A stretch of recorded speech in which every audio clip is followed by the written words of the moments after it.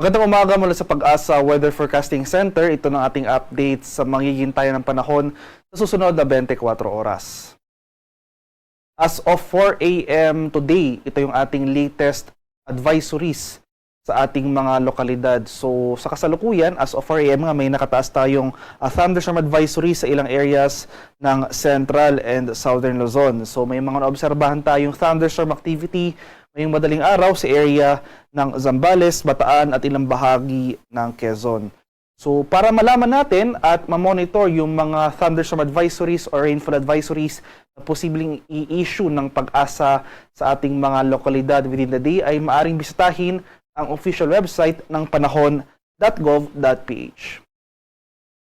At para naman sa ating latest satellite images as of ngayong araw, so makikita natin dito sa ating latest satellite images itong patuloy na pag-iral ng southwest monsoon o yung hanging habagat sa buong bansa. Sa kasalukuyan, wala pa naman tayong minomonitor na low pressure area, pero may minamataan tayong mga cloud clusters o yung mga kumpol ng kaulapan dito sa silangang bahagi ng Visayas, Mindanao area. So patuloy natin itong minomonitor. Sa kasalukuyan, hindi pa naman ito low pressure area. Mas magiging concern natin ngayong araw yung pag-iral nga ng southwest monsoon o hanging habagat na siya magdudulot ng maulap na kalangitan na may mga kalat-kalat na pag-ulan, pagkulog at pagkilat sa kanurang bahagi ng Southern Luzon, Visayas at sa Mindanao. Samantala sa Metro Manila at nalalabing bahagi pa ng ating bansa ay bahagyang maulap hanggang sa maulap na papawirin ang ating inaasahan. Sasamahan lamang yan ng mga pulupulong pag-ulan na may pagkulog at pagkilat na dulot ng thunderstorms. Para naman sa magiging lagay ng ating panahon ngayong araw dito sa Luzon, so itong western section ng Southern Luzon, itong areas ng Occidental Mindoro, Palawan, Romblon, as well as itong mga lalawigan rin ng Zambales at Bataan, magpapatuloy itong mga kalat-kalat na pag-ulan, pakulog at pagkilat na dulot ng habagat. For Metro Manila and the rest of Luzon ay mas maaliwalas ng bahagi ng ating panahon, pero asan pa rin natin yung mga on-off na pag-ulan.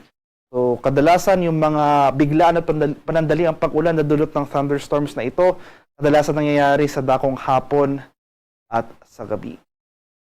Sa areas naman ng Palawan, Visayas at sa Mindanao, so mapapansin po natin itong western section ng ating bansa makakaranas ng mga pag-ulan na dulot ng habagat since ito yung mga areas na exposed sa pag-iral ng southwest monsoon. So, itong area ng Palawan, Western Visayas, Negros Island Region, Zamboanga Peninsula at Northern Mindanao, asahan natin ngayong araw ang mataas na tsansa ng mga tuloy-tuloy na kaulapan at mga pag-ulan. Samantala, sa nalalabing bahagi ng Visayas at sa Mindanao, dito sa area ng Central and Eastern Visayas, Caraga, sa Barm, Soxargen at Davao Region, asahan naman natin ang bahagyang maulap hanggang sa maulap na papawirin. So maaliwalas sa panahon na rin na ating inaasahan ngayong umaga hanggang sa tanghali, pero pagsapit ng hapon hanggang sa gabi, maghanda tayo sa mga malalakas na biglaan at panadali ang pag-ulan na dulot ng thunderstorms.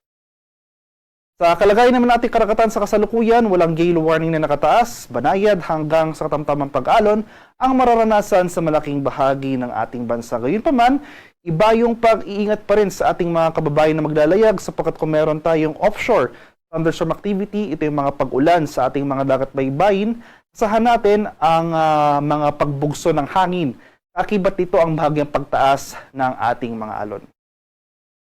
Para naman sa ating 4-day forecast sa mga susunod na araw, dahil nga inaasahan natin ang patuloy na pag-iral ng habagat for the next 5 days, bukas, araw ng Tuesday, magpapatuloy pa rin yung mga kalat-kalat na pag-ulan at thunderstorms sa kanlurang bahagi ng ating bansa. So ito yung mga areas ng Zambales, Bataan, Occidental Mindoro, Palawan, itong western section ng Visayas at western section ng Mindanao. So hanggang bukas magpapatuloy pa rin yung mga pag-ulan over these areas. Pero pagsapit ng Wednesday at Thursday, so as early as Wednesday, dahil nga patuloy nga nating minomonitor itong mga cloud clusters sa silangang bahagi ng ating bansa, malapit dito sa edge ng ating Philippine Area of Responsibility, may posibleng mamuong isang low pressure area o sama ng panahon dito sa area na ito. So, sa mga susunod na araw, itong LPA inaasahan natin, or itong posibleng LPA inaasahan natin, yung generally pakanluran na paggalaw o yung westward movement papalapit dito sa ating bansa. So sa mga susunod na araw, particularly sa mga araw ng Wednesday at Thursday, dahil sa pinagsamang epekto nitong low pressure area at yung pag-iral ng southwest monsoon o yung hanging habagat, malaking bahagi na ng ating bansa makakaranas ng pag-ulan. So buong Visayas na, buong Mindanao rin at itong Southern Luzon, so yung mga rehiyon ng Mimaropa, Calabarzon, Bicol Region, including Metro Manila, makakaranas na ng mataas na tsansa ng mga pag-ulan dahil nga sa pinagsamang epekto ng dalawang weather system na ito. Pagsapit naman ng Friday, araw ng Biyernes, dahil inasa natin yung patuloy na paglapit ng posibleng low pressure area o sama ng panahon sa ating landmass, mas malaking bahagi pa, mas maraming areas pa ng ating bansa makakaranas ng mga pag-ulan. So possible by Friday, buong bansa, buong Pilipinas makakaranas ng mataas na tsansa ng makulimlim na panahon at mga kalat-kalat na pag-ulan, pakulog at pagkilat, dala yan ang pinagsamang epekto ng low pressure area at ng habagat. Kaya sa mga susunod na araw, patuloy po tayong mag-monitor ng mga weather updates sa pinapalabas ng Pag-asa ukol sa mga posibleng pamumuo ng low pressure areas. Mag-monitor rin tayo ng mga localized advisories na ini-issue ng ating mga Pag-asa Regional Services Divisions. At ang haring araw sa Kamunilaan ay sisikat mamayang 5:35 ng umaga. Lulubog naman mamaya sa ganap na 6:29 ng hapon.